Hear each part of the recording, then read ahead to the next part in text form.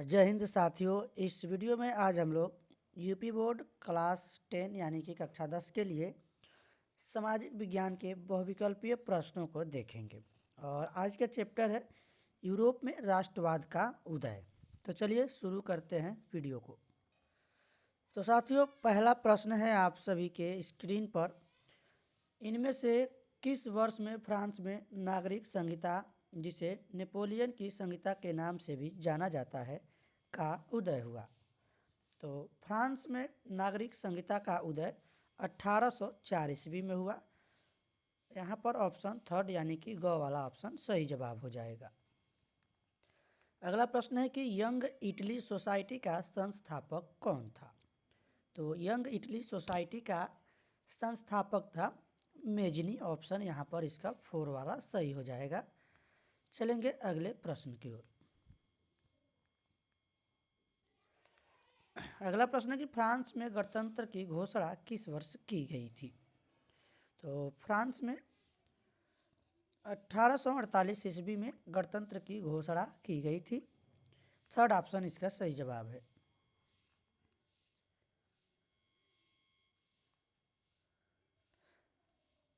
अगला प्रश्न है कि निम्न में से किस संधि के फलस्वरूप यूनान को एक स्वतंत्र राष्ट्र के रूप में मान्यता मिली? तो इसका सही जवाब है कुस्तुनतुनिया की संधि के फलस्वरूप। फोर्थ नंबर जो ऑप्शन है सही जवाब होगा। और साथियों, यहाँ पर आपके प्रत्येक विषय में कला भी आपका है, आर्ट, तो 20 नंबर आपको यहाँ पर OMR भरने को आएगा और 50 नंबर आपके लिखित होंगे। और यहाँ पर 20 नंबर जो बहुविकल्पी हैं आपको OMR भरने को मिलेगा और टोटल आपका 70 नंबर का पेपर होगा। 30 नंबर आपको स्कूल से मिलेगा यानी विद्यालय की तरफ से। तो वो 30 नंबर में से आपको जितना भी मिले स्कूल की तरफ से वो स्कूल के जो सब्जेक्ट टीचर हैं उन पे डिपेंड करता है। तो चलेंगे अगले प्रश्न की ओर। अगला प्रश्न आपका आपके स्क्रीन पर है। निम्न में से यह किसका कथन है? जब फ्रांस छींकता है तो बाकी यूरोप की सर्दी जुकाम हो जाता है।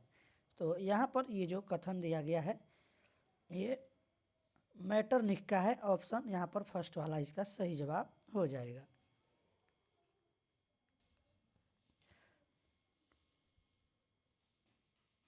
अगला प्रश्न है कि फ्रांस की क्रांति हुई या फिर फ्रांसीसी क्रांति का प्रारंभ किस वर्ष हुआ? तो ये प्रश्न आपका 20, 22 और 2022 में ये इस तरह से पूछा गया है। सही जवाब है आपका 1789 यानी सेकेंड ऑप्शन आपका सही जवाब हो जाएगा। अगला प्रश्न है कि राष्ट्रवाद का प्रारंभ जिस देश से हुआ वह है, यानी वह कौन सा देश है जहाँ से राष्ट्रवाद का प्रारंभ हुआ? तो आपका सही जवाब हो जाएगा France. Option number third. Germany को किस वर्ष एक स्वतंत्र राज्य घोषित किया गया?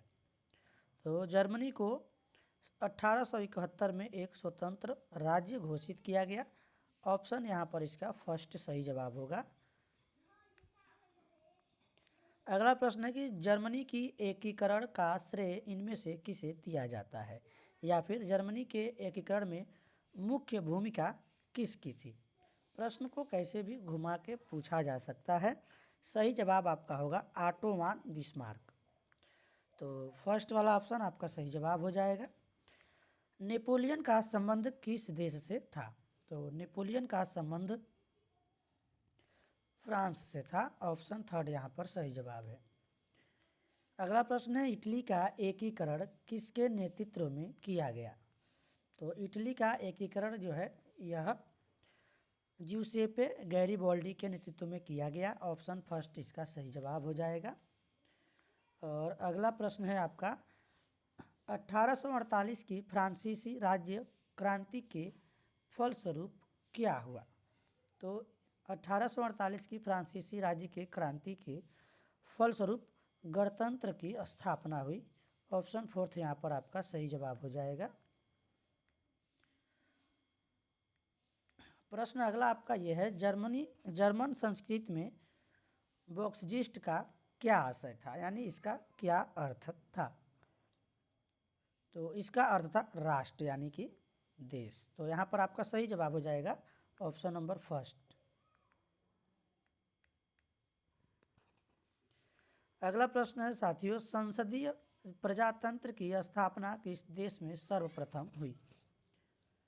तो आपका सही जवाब हो जाएगा ऑप्शन सेकेंड, इंग्लैंड में।